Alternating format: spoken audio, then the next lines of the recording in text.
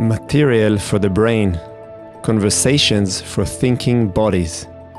In this show, together with our guests, we explore different ways in which we can develop a meaningful relationship with our bodies and minds and respond to the current state of the culture in a quest for more integrated and embodied perspectives.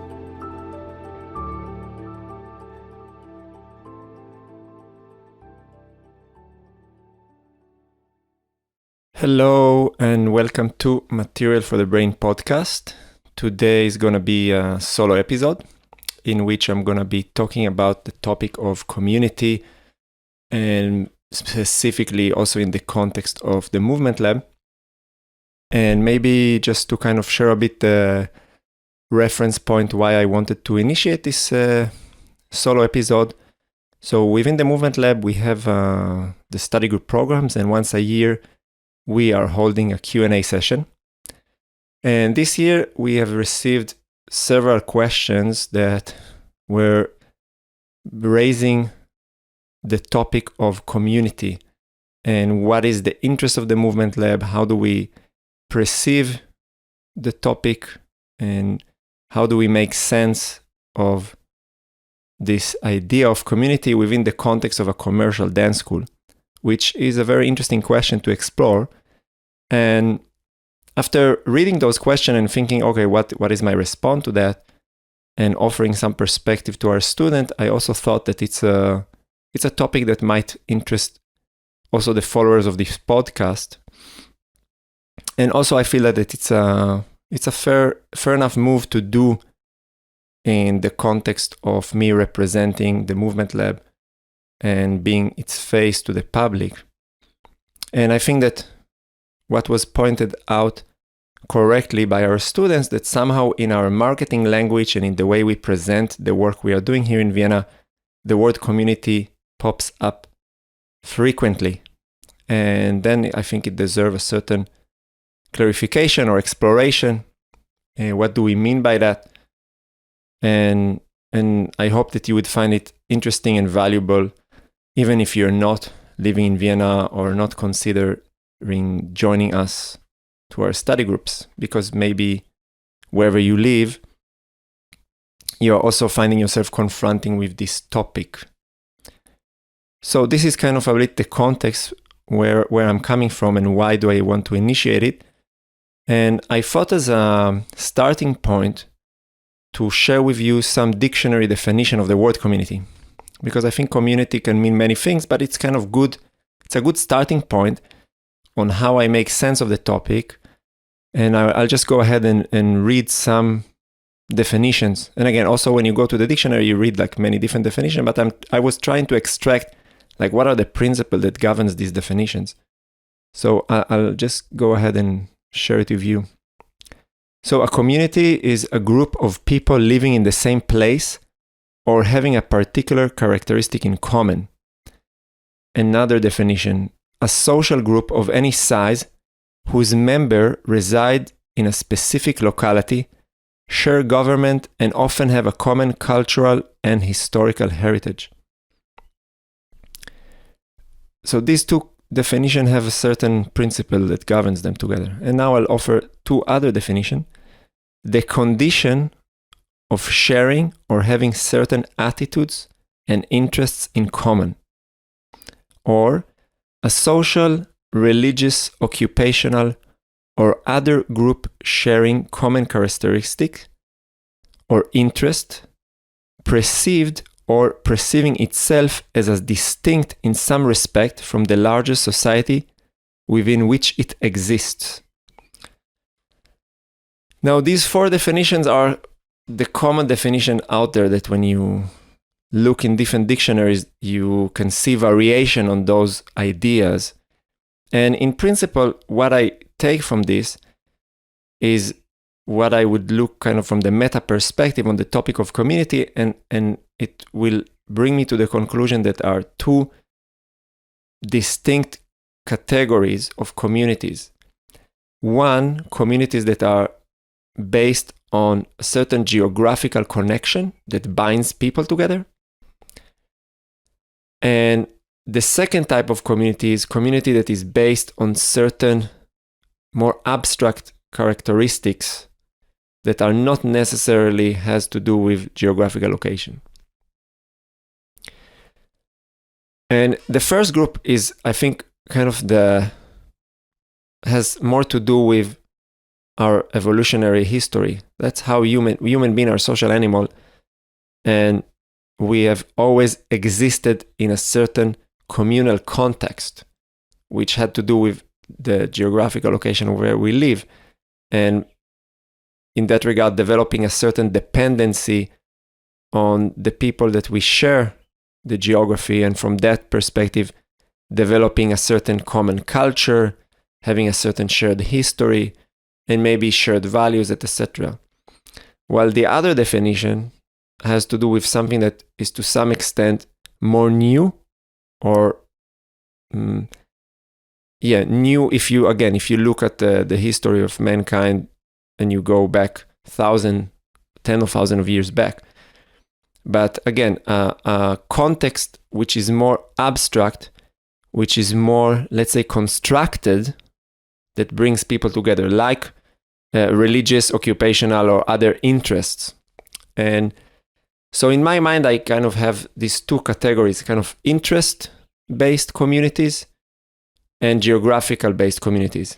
And I think that the Movement Lab is definitely falling under the interest-based communities that are gathering people around a certain shared interest. And I think that the reason why maybe the topic of community is so prevalent nowadays is because it serves as something so fundamental to our needs. And recently, I came across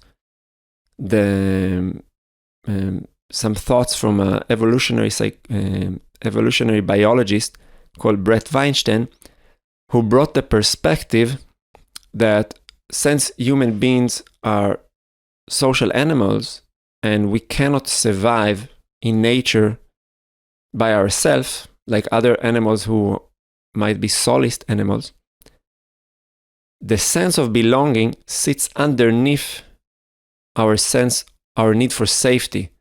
So if we don't belong in a social structure, we are not safe. So when we have the feeling that we are losing our connection to our community, then it triggers an existential fear that we might not survive. Because in our evolutionary past, when we developed in natural environments, then you wouldn't be able to survive alone. You wouldn't be able to hunt, you wouldn't be able to protect yourself, you wouldn't be able to bring offspring, etc. So in order to survive, you have to cultivate connection to others. You have to be embedded in a certain community. Now, this is not true anymore on the practical level. You can be nowadays a digital nomad, travel the world, just take care about your own self-interest, and you can maybe physically survive. You can maybe sustain your biological body to some extent. But I think that because it's so rooted in our evolutionary history, there are also severe psychological, mental implications for isolation, for being isolated, for not having meaningful connections to others, so not being embedded in any community structure. And that's kind of maybe one of the saddest things, or maybe one of the biggest pathologies that we can see and experience in most Western developed countries, that fundamentally we view ourselves as individuals. So we don't have this collectivistic mindset, but we have a more individualistic mindset, that we see ourselves first as individuals, and maybe later down the road of our identity, we also perceive ourselves as parts of a larger structure. And that's, again, something that is very unique to Western cultures. And in that regard, since I was born in Israel and I'm a Jewish person, I would say I'm sitting on the fence, because Israel, on one hand, is a country that has a very strong Western influence, and many people do pursue their individual interest, and they view themselves as individuals who are capable of making decisions that are not grounded in collective interest. But at the same time, there is also a very strong collectivistic influence that comes with the Jewish identity. You feel like you belong to a certain tribe, to a certain people, and that kind of collectivistic perspective is very different, and it's not very common to see it anymore within Western societies. I would say that in some cases, when you even bring forth the perception of that somebody, let's say I live in Austria, if I will ask people like, do you experience it as Austrian? For some people, that already in and of itself could be seen as something negative, as like, oh, this is the root of fascism, to see yourself belong to a certain nation, to be connected to certain people based on that idea of nationality. So basically, I think like, we really suffer from that kind of wound of individualism that leaves us floating abstractly in space, disconnected from others. So many people crave naturally, again, I think it's a very natural thing to crave, to be connected to a certain community. And I would say that the most common strategy nowadays to solve or to address this problem is people go and look for other people that have certain similar interests, similar values, and then developing these kind of interest-based communities. There are also movements of people who are actually going to build communities. I had a guest in the podcast, Christian Lechner, that you can listen to if you haven't listened to this episode, that he had literally was one of the people who initiated the creation of a physical community, and now they live together a bit north here from Vienna, sharing geographical location with people and really going for the full-on experience of community. On the other hand, what I'm offering is something different that has less commitment, I would say. And so let's explore a little bit this idea of interest-based communities, because I think this is relatively a new phenomena. Maybe I'm wrong about that, but that's my perspective for the moment, that people who have maybe not so much in common geographically or when it comes to kind of their ethnical background or anything like that, that what brings them together is a certain love for something. In the case of the Movement Lab, the love for dancing, or I don't know, I'm also training Brazilian Jiu-Jitsu, so then you would talk about the Jiu-Jitsu community, people who enjoy that kind of experience. And the list goes on for like various things. You even hear it like, I don't know, around like coding community, people who enjoy coding or work as coders. So from our occupation and thing that we make a living for, up to just thing that we like to do as hobbies, that we slowly become more and more identified with, and then we feel connected to other people who are also doing the same things. And I think that this is a crucial thing. So when we talk about community, I think that it's very difficult to experience yourself belonging to a community if you don't have any identification. So it requires a certain internal process of identification. If you live somewhere, but in no means you feel whatever on the level of identity that you are connected to the place, it will be very, even if you are sharing the geographical location, it's not going to affect you so much.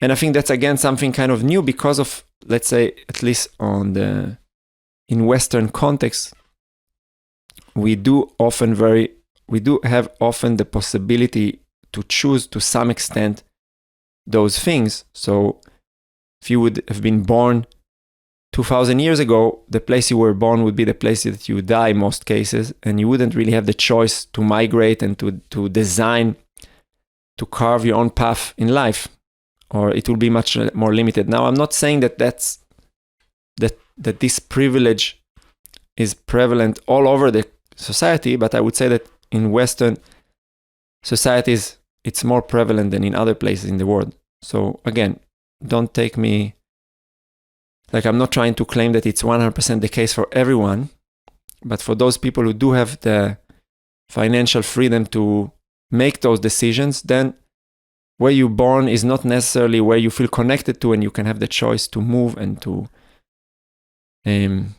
find meaning through a different way.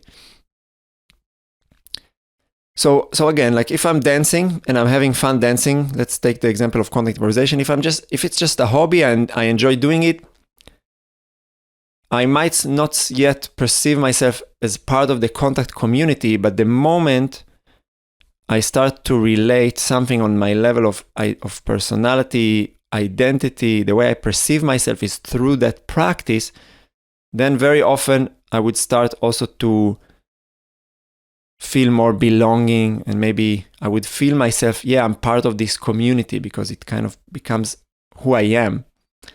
Now, me personally, I have a certain, let's say, the topic of belonging is complicated for me. I have the feeling that it's also something that has to do with a larger story of this Jewish identity. But me, I never felt fully settled in any interest-based community. So when I was really fully into contact, there was always certain thing that made me feel like, as much as I like this practice, I don't feel at home here. And then I went and studied contemporary dance, and despite becoming a dancer, choreographer, and really enjoying this practice, there were certain things that always made me feel like, I cannot fully feel at home here. And similar with Brazilian Jiu-Jitsu, even though I love the practice, I have many friends in this world, nevertheless, I don't feel 100% at home. So I have a bit of the perspective of somebody who looks at this phenomena of people identifying and feeling really at home at a certain practice and building their sense of community around an interest as something that I'm a bit skeptical, or that at least I take a bit of a critical perspective. And I would say that when, in relation to the community, so to speak, that I have built around the movement lab in Vienna and the school that we offer here and the programs, I didn't use these words first, but I heard it very often coming from my students, who referred to the experience of studying in the movement lab as being part of a community. And hearing it from our student, we started to amplify this voice by sharing their stories for promotional purposes and other purposes. And then now the question comes back to me. It's like, hey, what's your intention there? What are you trying to do with the movement lab? What is this? What is this? What are all these conversations about community? And I think that because it's such a fundamental human need, it is very exploitable. Every dishonest marketing expert will tell you to trigger insecurities in your potential target group to bind them to your product. And that's something that is not so difficult to do. But I don't think that that's the right thing to do. If I'm being honest, I don't really like that way of attracting people to the movement lab.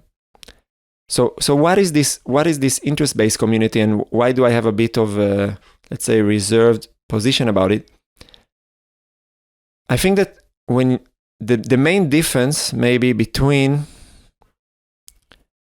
interest-based community and geographical communities, I would say, very often, not always, at least in the traditional way people found themselves living in the same place, is that in geographical communities, we depend on each other despite of our interests and despite of our differences. I would say that's the most important. Despite of our differences, we choose to be dependent on one another. And in interest-based communities, it's because of our similarities that we come together.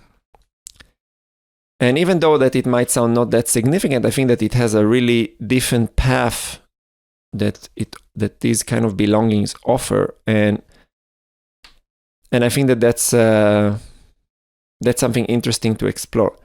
And I think like every relationship needs a bit of both. So I don't know, when I think about my wife, when we got together, the first thing you notice is like, wow, she also likes climbing, or like, wow, we both really enjoy being in nature, or wow, we both believe that life has a meaning beyond materialistic gains. Okay, so we have all these things that are in common, and then it makes us feel like familiar. And at the same time, very quickly you discover, wow, we see things so differently, but regardless of that fact, we choose to be together. And I think that the difference between the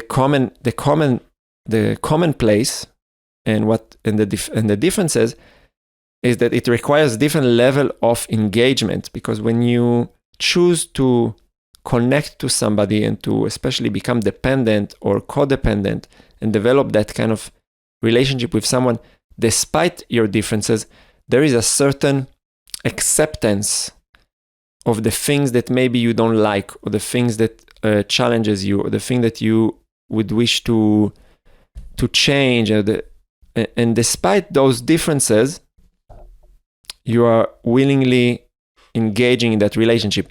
But when you come to a certain space together because of what is familiar, you still haven't tested the strength of the connection, no? And that's something that can lead to very big disappointment. If you really feel, oh my God, I'm so connected to these people because we share this amazing practice together, and I feel so alive when I practice whatever, you can feel this, the empty spot. It can be contact, can be jiu-jitsu, could be, I don't know, board games, whatever. It's the thing that you're really connected to. So it makes you feel so alive, and then you discover, oh my God, the people that are next to me on certain things, we cannot even agree on such a small detail. How can we actually be considered a community? Then things can fall apart very quickly. So I would say like that interest-based communities, they have a weaker starting point in what brings people together. And I think that the strength of a community is always being measured not in good times, but in difficult times. So when there is conflict, this is when you measure the strength of the community. Not when you all agree on something and have fun, but when there is disagreement are coming, and when you have really different perspective on something that you find crucial, when you have different values. And in that regard, I think that the starting point for the Movement Lab as a project, as a proposition, is a challenging starting point, because we bring people together who share a certain interest around dance, around embodiment. And we do try to share the values that drives the Movement Lab project forward when we invite people, so that they could see, okay, look, do I connect to these values? Is this something that I also think is important, so that I can have a bit of a deeper connection beside that, let's say, that the activity? But nevertheless, we are starting from this point of seeing what is common between us. And I think what is also interesting is like to consider that around many interest-based communities, and the Movement Lab in that regard is no different, the belonging to the community very often is being connected to something that has to do with the exchange of goods, either money or other ways of exchanging. So, for example, I'm a student at a specific gym in Vienna for Brazilian Jiu-Jitsu. I pay a monthly fee to be able to train there. And by paying this fee, I can physically be in the space, and therefore I meet the people that I consider part of the Jiu-Jitsu community of this gym.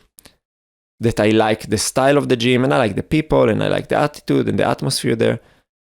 But if I stop paying the money, then I'm not part of the gym anymore. I cannot train there anymore. And then like, okay, so then I don't belong anymore. On a practical level, maybe metaphysically, I still feel like, oh, I'm really connected to this gym and the people, but I'm not practically there to be in reality with the people.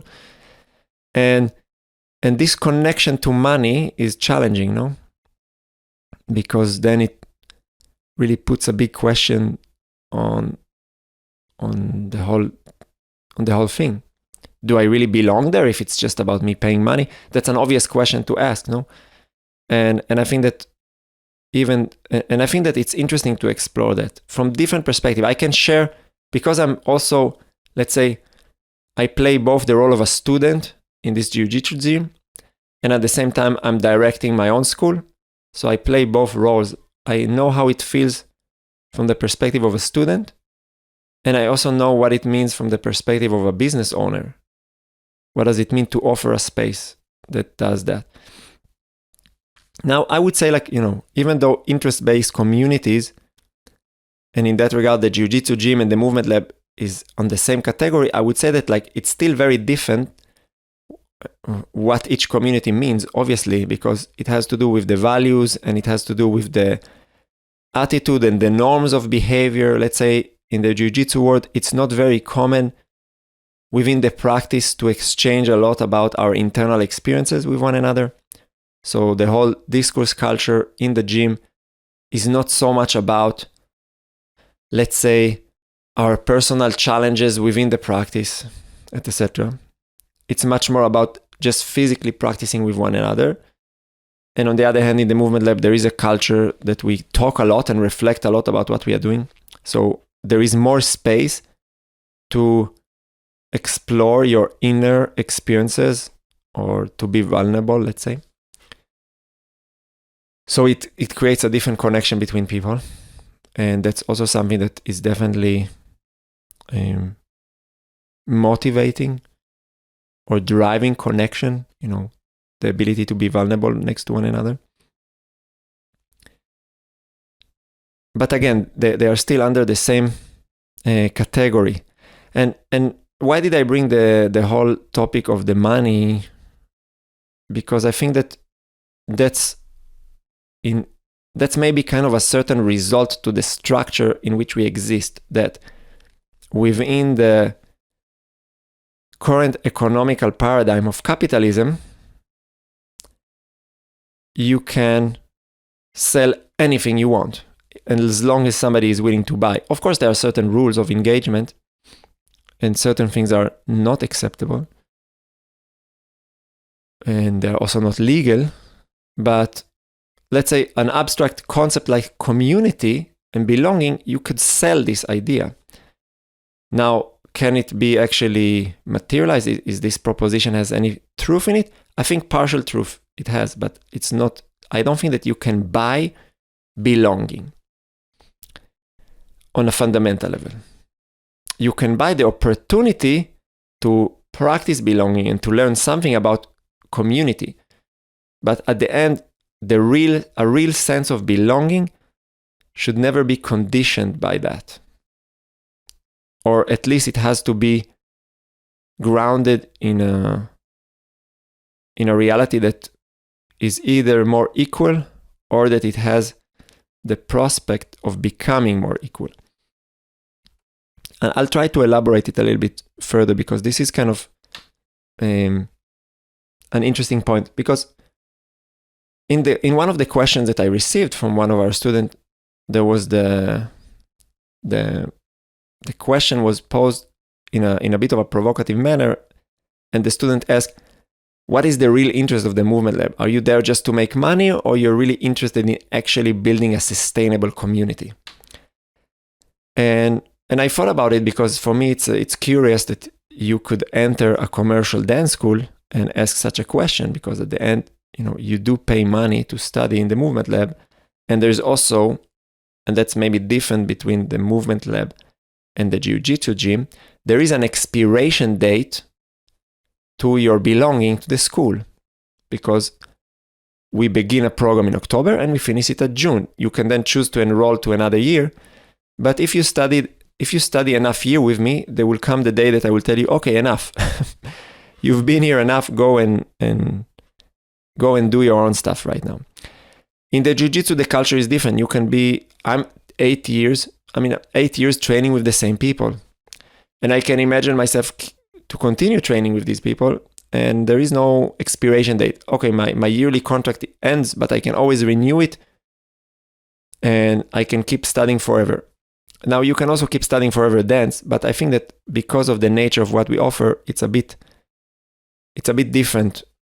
And again, it's a more process-oriented practice rather than a everlasting process.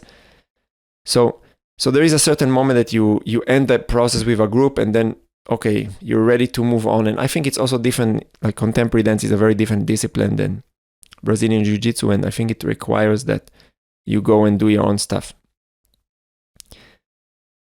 So when somebody comes to the movement lab, they have a certain expiration date to their sense of belonging. No? Like you enroll to a program, you enter the current active community of students, and then at the end of the year, you have to leave.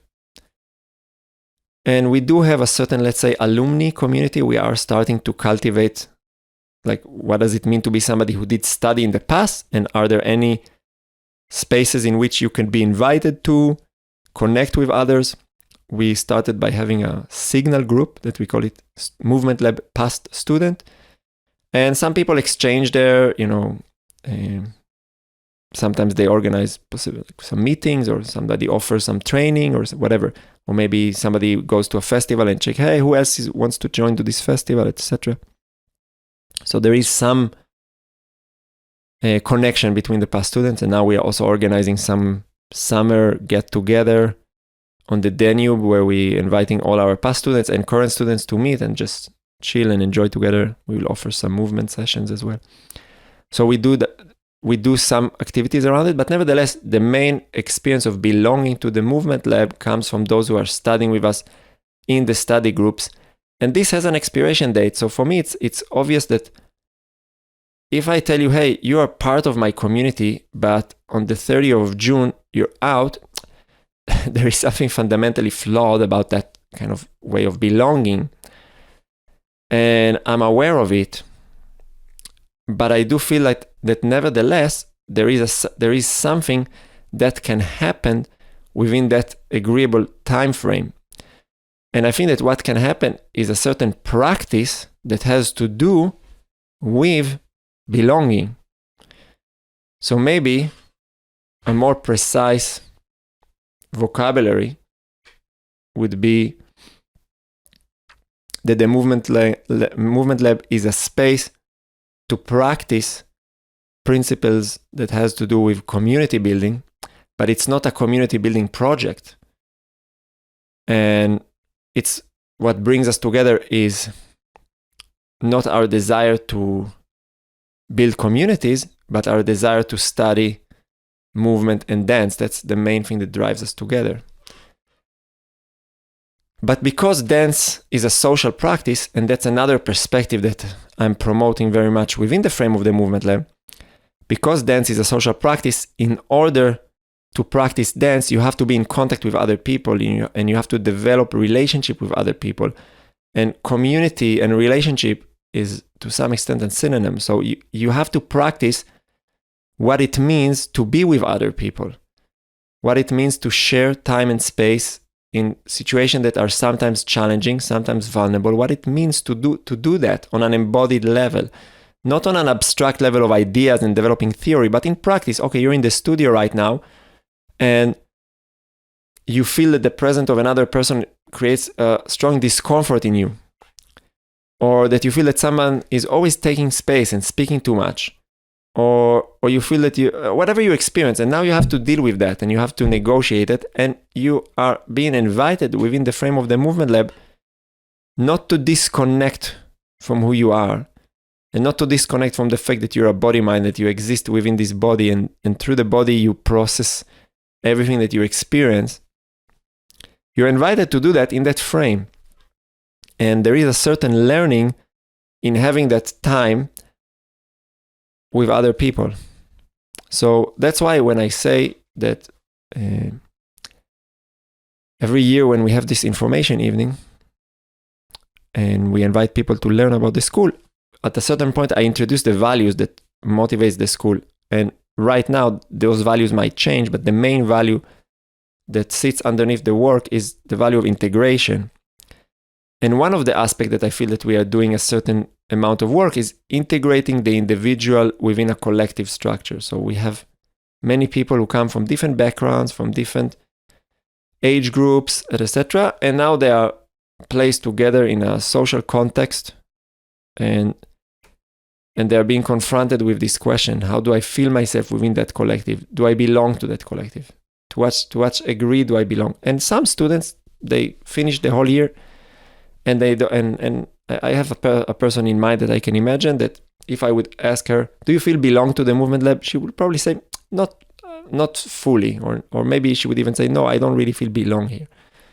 And I could identify with that position because, again, I am quite skeptical about this, the whole idea of truly belonging. But on the other hand, I have people who, for them, the experience of the study in the movement lab was of acceptance, of being loved, being seen by others, being able to transcend boundaries together, etc. So this was very positive learning experiences. And for me, again, like what I like about the name of our school, the Movement Lab, it's a laboratory, it's a place to experiment, it's a place to research.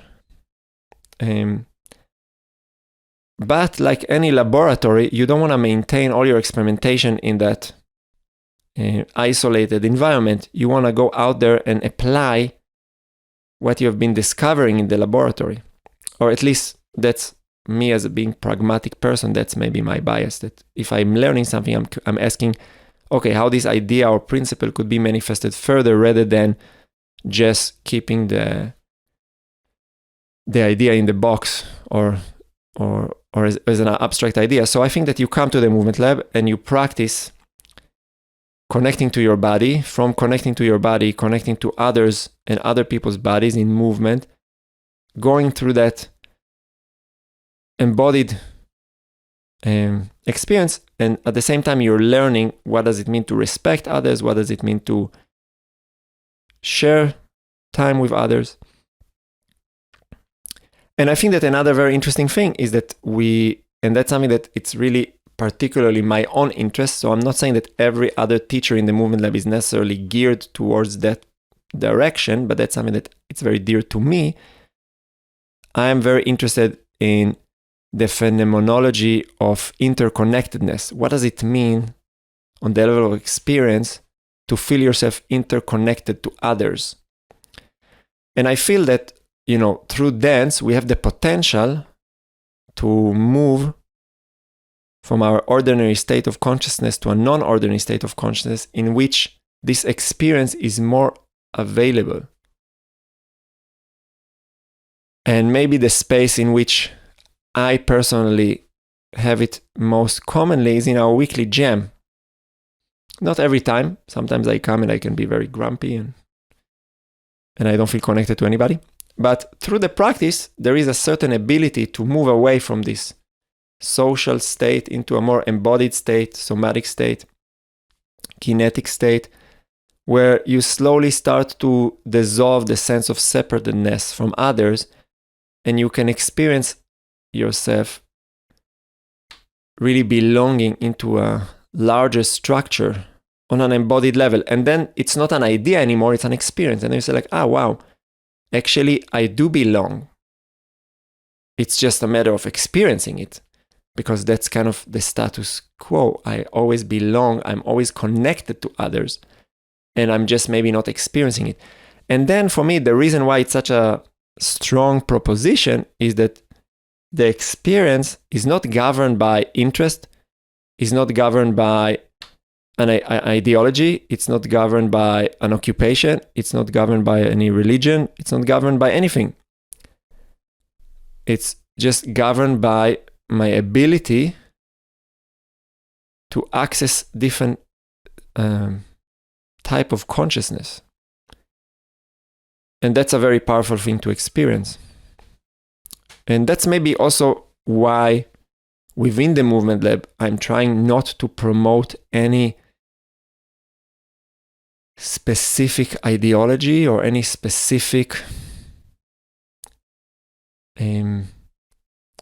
perspectives about identity, because I think it's very limited when we talk about community, to base your sense of belonging and the sense of how you connect to other people based on your identity. That's my personal experience because of those embodied experiences of the interconnected state. So that's kind of work that I'm trying to promote within the Movement Lab. Now, when we talk about money and when I received those questions, I thought to myself like that. Actually, as a dancer, as an artist, the Movement Lab study group is the first project that I've ever done that to some extent is a little bit more sustainable than all the other activities that I've done on a financial level. It's still not a stable thing. And every year I'm still finding myself meeting this insecurity about the future and about the future of the school. But nevertheless, I feel that it's more sustainable than other activities that I've done in the past. And I also managed to make a decent living that fits to the responsibilities that I hold as a father for 2 children, and also fits to my degree of materialistic needs, what I like to be able to consume, which is not much. I don't have like a very, very expensive habits, maybe besides surf skating. I did bought too many surf skates. But again, in comparison to somebody who is interested in sport cars, it's a very humble, let's say, something to enjoy. So I'm actually very proud about being able to build that thing, and I'm not ashamed in any way that I make my living. In the opposite, for me, it's like it's a reason to celebrate. It's not only that I've managed to make a living, I've also managed to make it big enough that other people can also start earning some of their livelihood through the Movement Lab. I'm the only one who is working full-time job, so obviously I'm the only one who is fully dependent on the Movement Lab. And most of my teachers, they work just an hour and a half per week. Our administration manager works a bit more. So most of the people earn it's a part-time job for most people. But for me, it's a source of pride. Wow, I've managed to build something that also others can enjoy and benefit from. It's not something I'm ashamed of at all. And when I hear that kind of questions in the background, I hear a certain critique. Like, okay, it's just about you earning money. It's not about really building something for the people. And again, for me, it's very obvious that there is a difference between proposing people to walk a path with you towards building a community that is not dependent on monetary exchange, or offering education, that within the education you can feel yourself connected to the people that are going with you through the education. Because you can also offer an education that you would not feel whatsoever connected to the people that you're studying with. That could also be the case. That's something that I felt very strong towards the last years of my dance education. I felt, okay, it's a highly competitive environment. The people next to me don't necessarily share the values that I share. And beside the fact that we all aim to become professional dancers, there's not so much that binds us together. And I don't feel at all connected to that space. And that could also be the case. But I think that in the Movement Lab, we are doing something a bit different. It's not perfect. It's not for, there could be the cases of people going to this education and they don't feel 1% connected to the people. That's not only possible, it's probable that it will happen to some people, because no structure is perfect. But still, as a structure, top down, when you're building a space, you can choose and you can design, and you have some influence on the culture of the space. Of course, the culture will also be determined on the people who is coming and what kind of values they bring in. And so there's a certain dialogue. There's always a tension between those bottom-up, top-down processes. But in that regard, the Movement Lab is different than other dance schools. And the fact that we don't have any audition, and the fact that we accept anybody regardless of their background and just based on their wish to study, it's already puts the boundary, the entry boundary, it's a very different boundary. So you already feel like, hey, I have a space here, no matter who I am. And that's different than you have a space here if you fit to our criteria. So that's a different thing. And so for me, making a living is not something negative. On the opposite, it's something that I feel I'm very proud that I've managed. And again, it's still a project that is unstable. And my aim for the next few years is really to stabilize it, to feel, okay, it's not that, the ground is not that shaky, but people know about our school and they're attracted to it, and we can continue our activity relatively in a safe manner. And I want to encourage people to really think about it, because if you come to whatever educational institution that you're choosing to be, and you feel like that you are being robbed by the place, and that you pay the money, and nevertheless you don't feel that there is a genuine interest in enabling you to experience belonging, I think that there is something flawed in your perspective, because you don't bring any self-responsibility into the picture. And there is always a dialogue between self-responsibility and, let's say, solidarity. And in that regard, I see it a little bit kind of like bottom-up processes. They are anchored in the sense of self-responsibility. Okay, I want to experience community in the Movement Lab. I'm gonna try to organize meeting with other people outside of the hours of the classes, and I will come to the jams, and I will connect to other people, and I will initiate discussion around it, and I will be very active. And let's say the sense of solidarity kind of come up a bit more from like top down. Okay, we as school, we feel we care about our students, and we want them to feel and experience something, so that we are creating a structure for them to experience that. But you cannot expect anybody, and it doesn't matter how much money you pay anyone for whatever service, that just by exchanging goods, you are guaranteed to have an internal experience of belonging into a community. It's just not possible. No matter how great the marketing was, it will always be something that has to do with your engagement and your willingness to engage with that topic.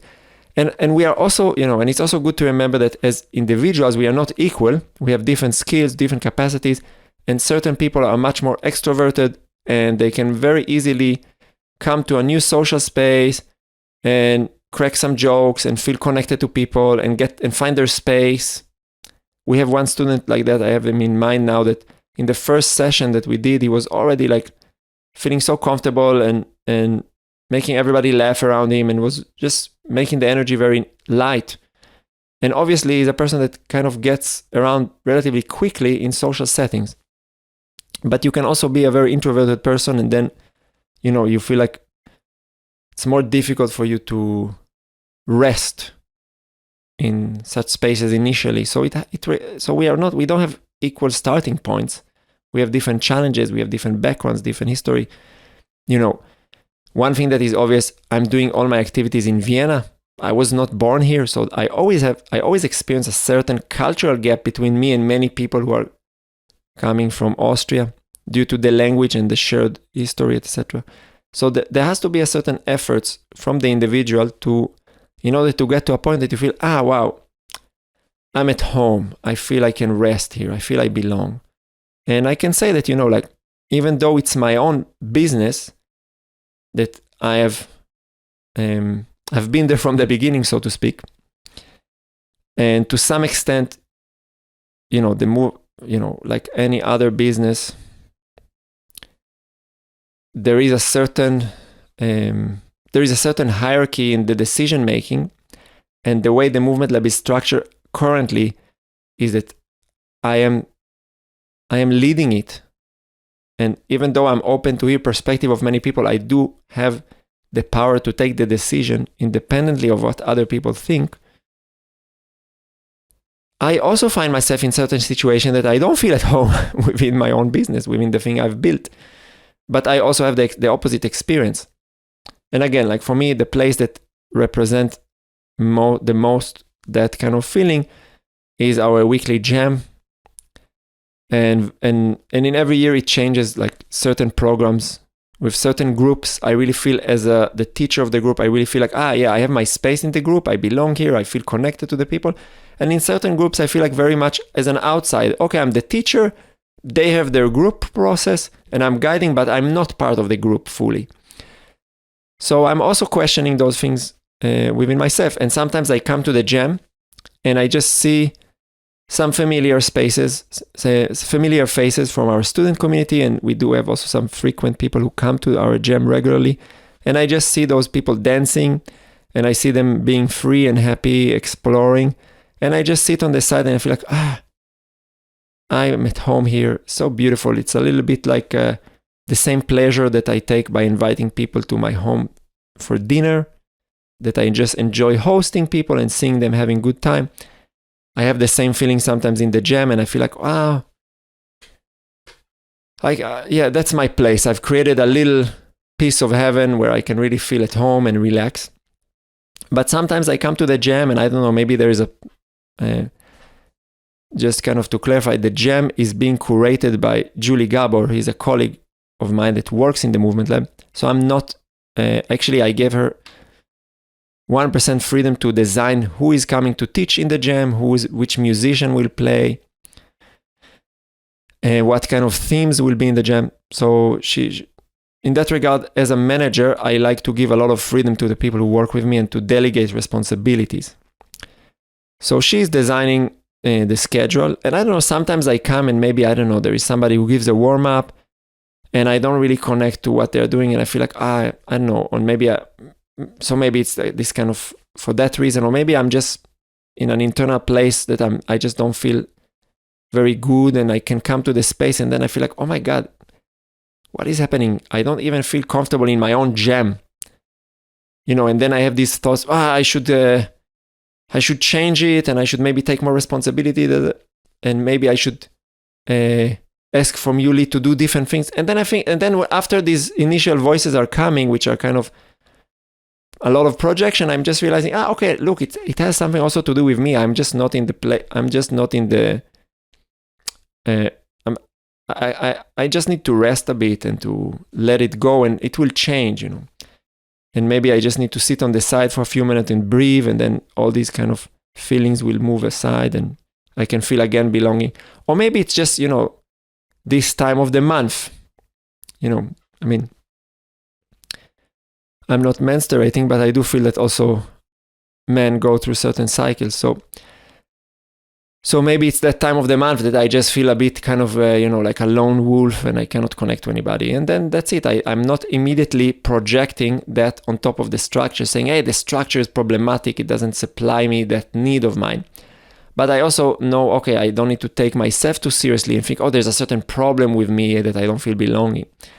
And I think that's kind of a healthy advice to anybody who is struggling in the Movement Lab and outside of the Movement Lab, that if you feel yourself confronting the feeling of not belonging, so to remember, okay, like, look, the structures will never be perfect and you cannot expect the structure to supply everything, but at the same time, don't put too much heaviness on top of yourself. Don't judge yourself as if there is a serious problem with you and that you are at fault. There is always a dance there, and that's something that I think can lead to a more healthy, sustainable perspective around the topic of community and belonging.